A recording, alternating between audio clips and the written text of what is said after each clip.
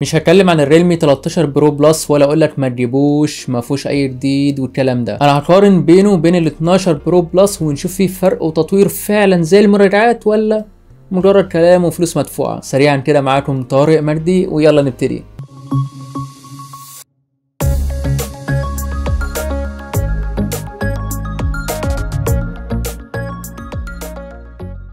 كتجربة وأداء ما عنديش اعتراض عليه، لكن ما قدمش أي جديد ولا حتى نزله بسوفت وير أجدد، كأنك اشتريت الريلمي 12 برو بلس مع نفس تردد ال 120 هرتز. طب إيه رأيك إنهم نفس البروسيسور بالظبط سناب دراجون 7 اس جين 2، ما عندلوش أي حاجة ونفس معالج الرسومات الأدرينو 710، ومن التجربة اللي ما فيهاش أي تطوير نهائي ننتقل للألعاب، فبيقدم لي نفس تجربة ال 12 برو بلس بالظبط مع 60 فريم ببجي لحد اتش دي ار، ما فيش 90، ما هو نفس المعالج ما فيش جديد، مع نظام تبريد افضل شويه. اعلى درجه حراره وصل لها على بابجي كانت 38.4، وده بعد نص ساعه لعب، فده كويس جدا وهيديك نفس تجربه الصوت، هي مقبوله جدا ومحيطيه. ومن تجربه الالعاب ننتقل للشاشه اللي قدمت لي نفس تجربه الجيل القديم بالظبط مع ميزتين بس، هي اموليد مع مليار لون مقاس 6.7 انش والجوده فول اتش دي بلس. مفيش اي جديد غير السطوع بقى 2000 شمعه وده كويس جدا، وطبقه الحمايه بقت جوريلا جلاس 7 اي المقاومه للصدمات.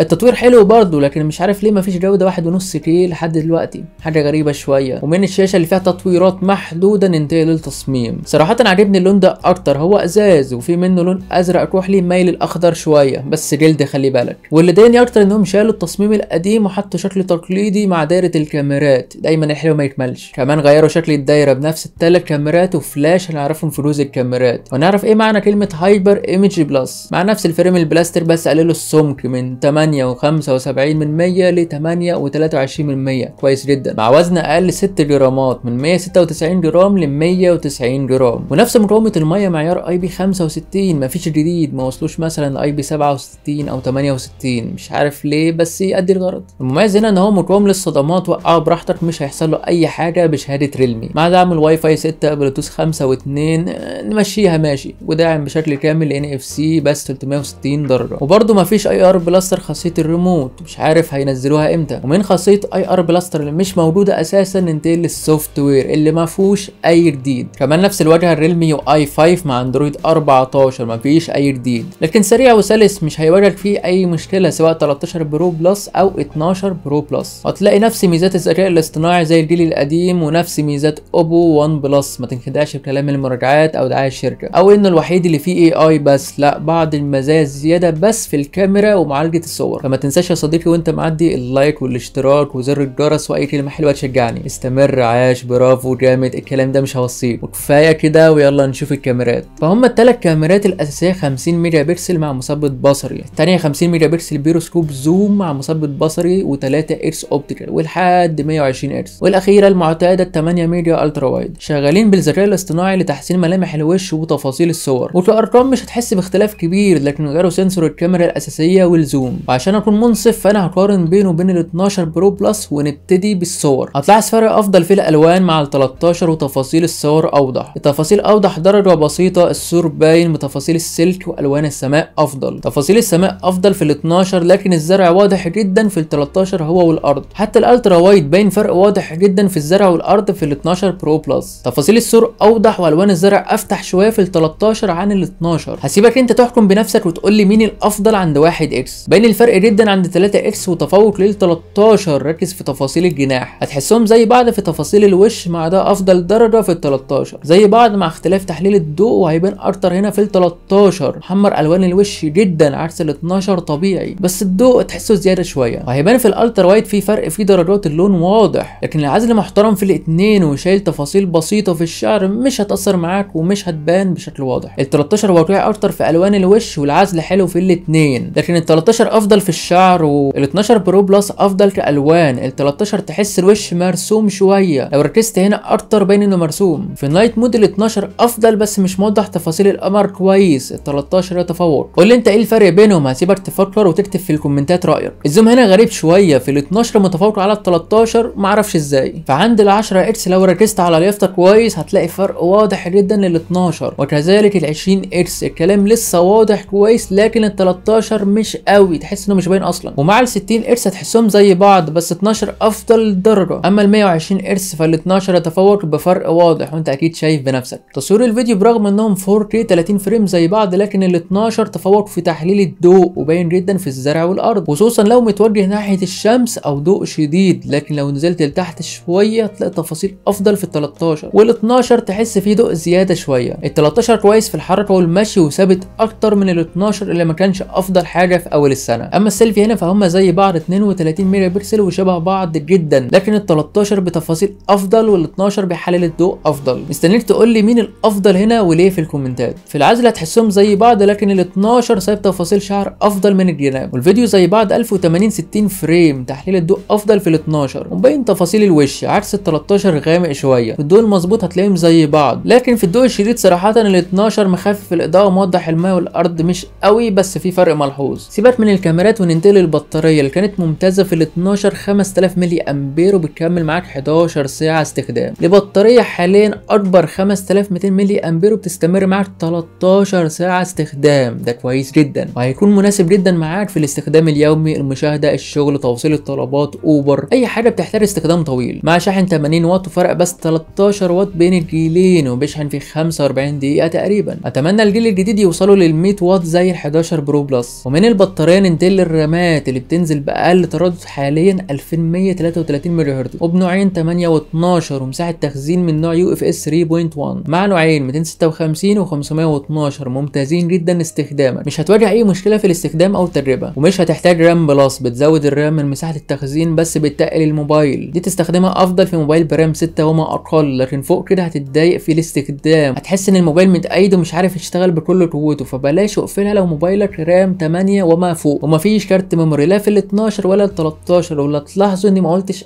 اي حاجه مختلفه عن الاثنين زي بعض، مفيش تطوير. فمن الرام ومساحه التخزين عايزين نعرف الموبايل ده يستاهل سعره وتشتريه ولا لا. فباختصار عجبني انه مقاوم بشكل كامل للصدمات، سطوعه اعلى، طبقه حمايه اقوى على الشاشه، بطاريه اكبر ومده استخدام اطول، شاحن اعلى 80 واط، سمك الموبايل قل، ومش عاجبني المعالج فهو زي ال 12 برو بلس بالظبط، مفيش تطوير ونفس 60 فريم ببجي. تصويره مشابه لل 12 برو بلس وفي بعض الصور كان اقل منه، كاميرا الزوم اقل من ال 12 بفرق واضح، تصوير الفيديو بالسيلفي افضل في ال 12 بيحلل الضوء افضل، سعره اعلى من ال 12 فرق حوالي 35 دولار لاقل نسخه في الهند، مقدمليش تجربه افضل او فرق واضح يستاهل السعر ده، كانك اشتريت الريلم 12 برو بلس بس بسعر اعلى عشان فرق كاميرا اوضح درجه في الصور وتفاصيل الوش وضد الكسر والكلام ده، فهو ينفع لمستخدم بيوقع الموبايل كتير، لكن غير كده خليك مع ال 12 برو بلس ووفر الفرق ده. وعشان محدش يتضايق من نقطه السعر واني مش بقوله، فسعر اقل نسخه 8 مع 256 جيجا في الهند 394 دولار، بيقل شويه في الدول العربيه طبعا. وما تنساش تكتب لي اي كلمه حلوه تقديرا للشغل الجامد ده واللايك والاشتراك والحاجات دي، وادعي لي القناه تكبر عشان ابتدي اوزع هدايا ومسابقات لايفات، في شغل جامد هيتعمل ان شاء الله قريب. ولازم تنورنا الاربع منصات فيسبوك، يوتيوب، انستجرام، تيك توك عشان نكون اسره مع بعضينا ونكبر اكتر باذن الله. دمتم بافضل حال،